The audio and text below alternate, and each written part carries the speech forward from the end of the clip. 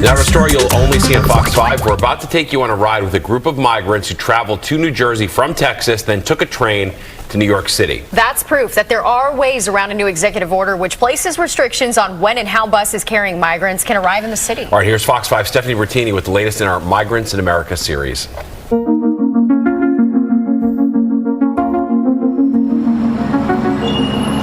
Secaucus Junction Station in the middle of the night. A charter bus from Texas pulls up. We watch as New Jersey Transit Police connect with two men, the bus driver and his partner. Within minutes, women, men, and children emerge. ¿Cómo te sientas? Muy bien. How are you feeling? I asked. Very good, a little tired, but good, he replied, clearly wearing relief all over his face. He's been traveling for 3 meses. 3 months, he said. His journey is almost complete. The final destination will be, Claro, Nueva York. of course, New York. In this group, people from all different countries, united by an American dream they would do almost anything for. For countless migrants and asylum seekers, New York City is the epitome of that American dream. Yo, Elsie. I asked this woman how long she's been waiting for this all to come together. Mucho tiempo. A long time, she said, her joy impossible to ignore.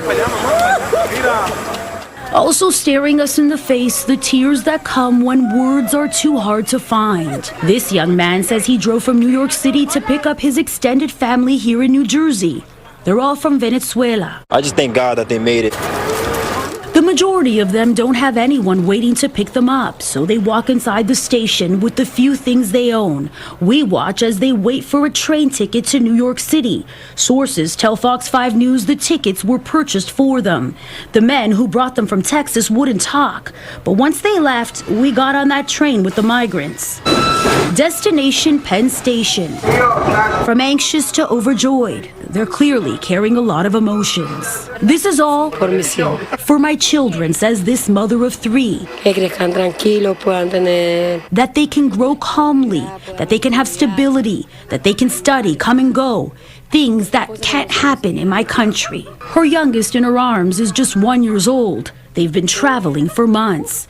Nosotros venimos Venezuela. We came from Venezuela, Peru, Ecuador, Colombia, Panama, Costa Rica, Nicaragua, Honduras, Guatemala, Mexico, and then they crossed the border into the United States.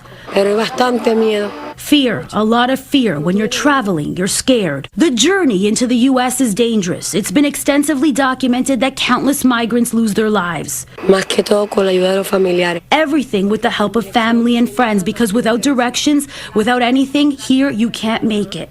It was around 1 a.m. when the group arrived to Penn Station, successfully avoiding an apparent loophole. A recent executive order by Mayor Eric Adams places restrictions on when and how buses carrying migrants can come to New York City. For example, they can only arrive between 8:30 a.m. and noon from Monday to Friday.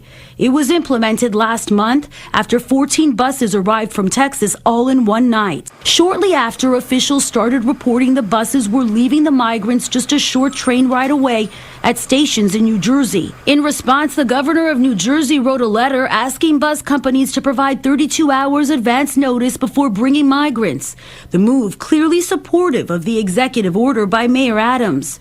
But the bottom line is what we caught on camera proves. There's ways around it all. Mi nombre es Power. And people willing to help, like advocate 𝗙𝗘𝗟𝗪. As they left Penn Station, Cuídense, okay? he helped them get Ubers, Lyfts, or taxis. This mother and son are from Haiti. The boy is just 2 años. 2 years old, she told me in Spanish. She also shared that they're heading to meet a relative. Siéntate. That young mother of 3 we talked to on the train got into a vehicle with her family and headed to the Roosevelt Hotel in Midtown Manhattan.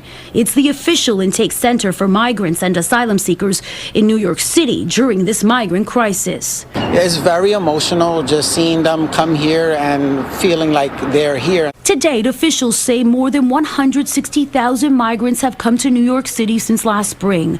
The mayor has repeatedly said more resources are needed from the federal government because shelters are at capacity. This is super grassroots. This is people hitting us up on WhatsApp, letting us know what the situation is, what they need. We basically put out a call for volunteers to donate, and then volunteers to donate not only funds, but donate their time as well.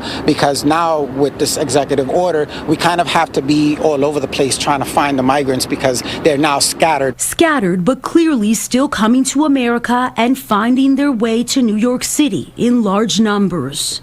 No, estaba en Nueva York. North, New York, the United States, how it is. It's a dream.